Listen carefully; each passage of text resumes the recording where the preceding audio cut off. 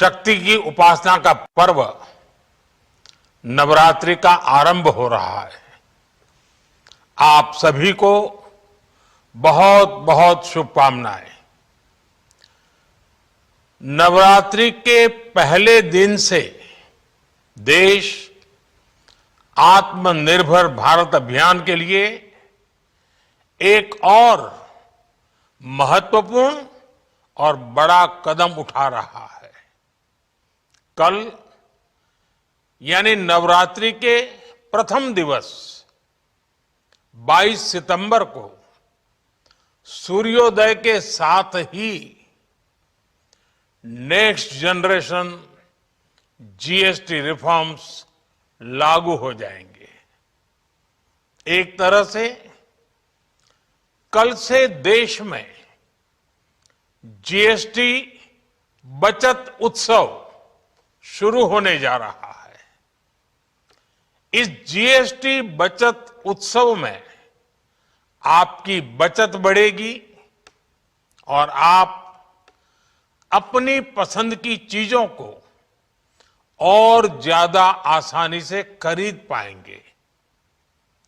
हमारे देश के गरीब, मध्यम वर्गीय लोग, न्यू मिडिल क्लास, युवा, किसान, महिलाएं, दुकानदार, व्यापारी, उद्यमी सभी को ये बचत उत्सव का बहुत फायदा होगा। यानी त्योहारों के इस मौसम में सबका मुंह मीठा होगा। देश के हर परिवार की खुशियां बढ़ेगी।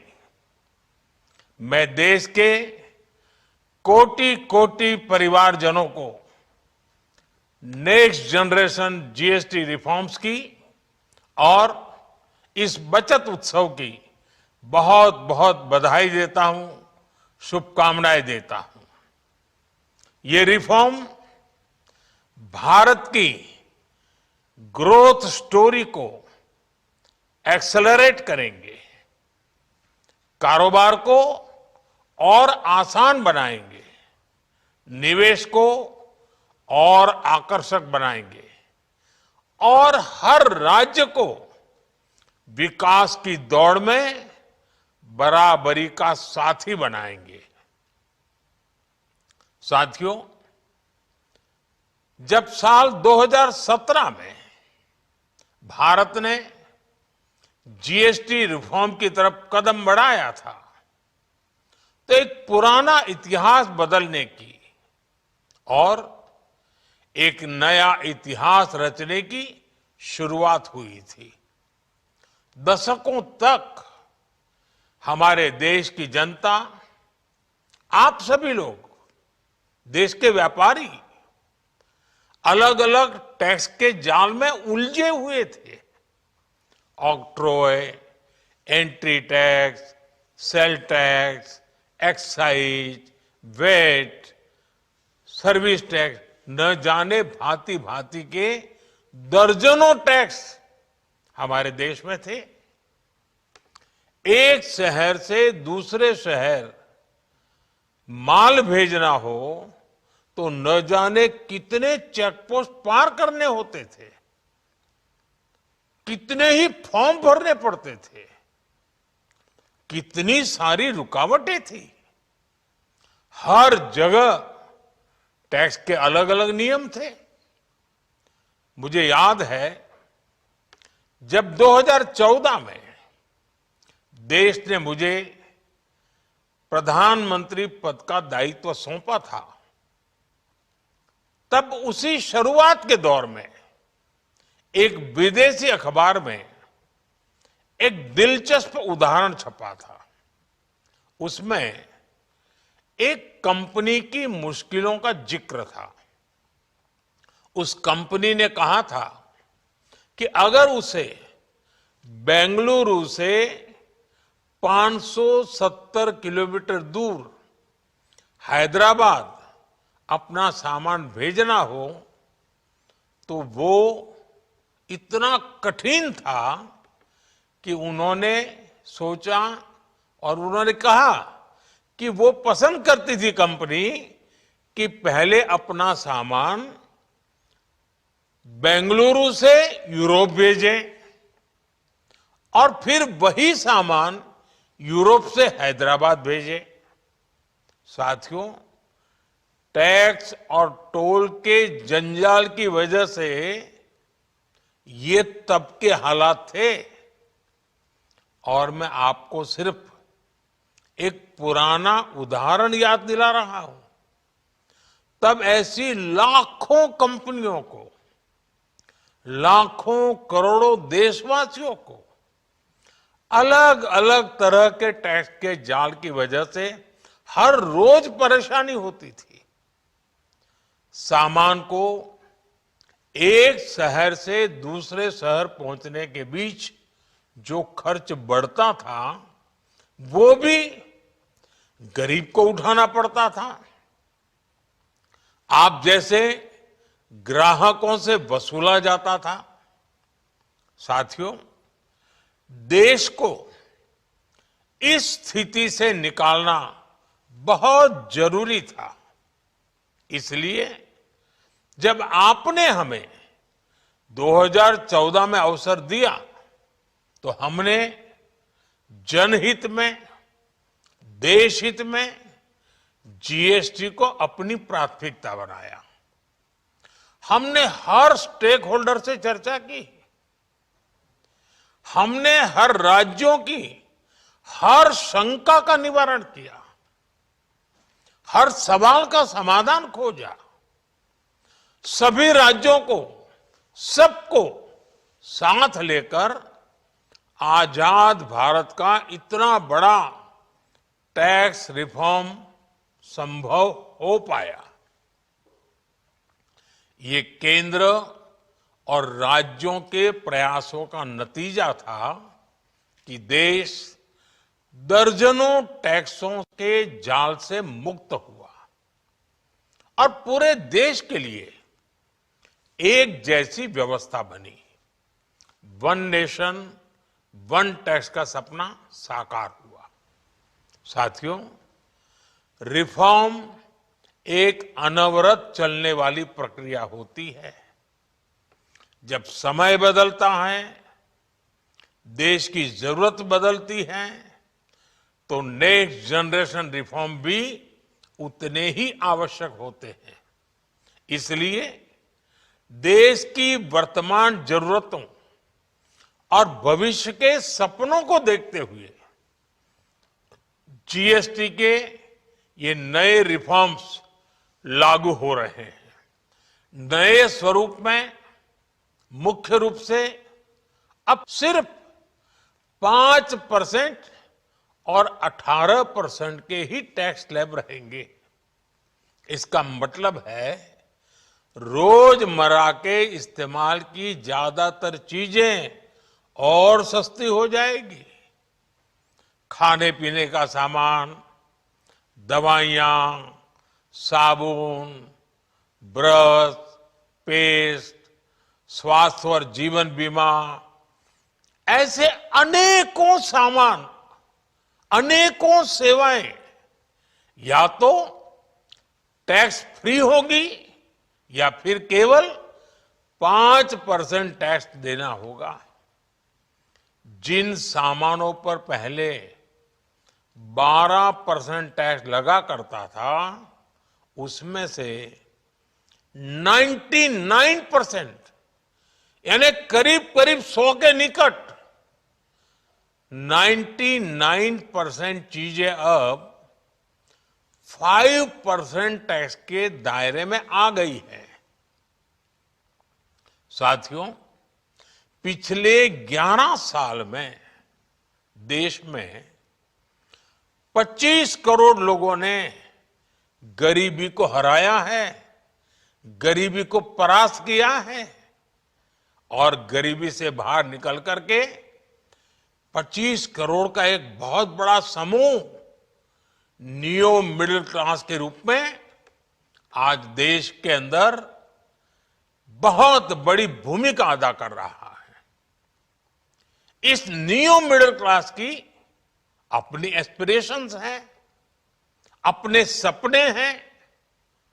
इस साल सरकार ने 12 लाख रुपए तक की इनकम को टैक्स फ्री करके एक उपहार दिया।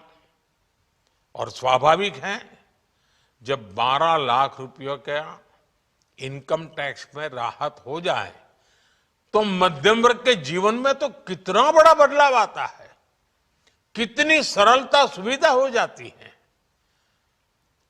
और अब गरीबों की भी बारी है, नियो मिडिल क्लास की बारी है। अब गरीब को, नियो मिडिल क्लास को एक तरह से डबल बोनांजा मिल रहा है। जीएसटी कम होने से अब देश के नागरिकों के लिए अपने सपने पूरे करना और आसान होगा।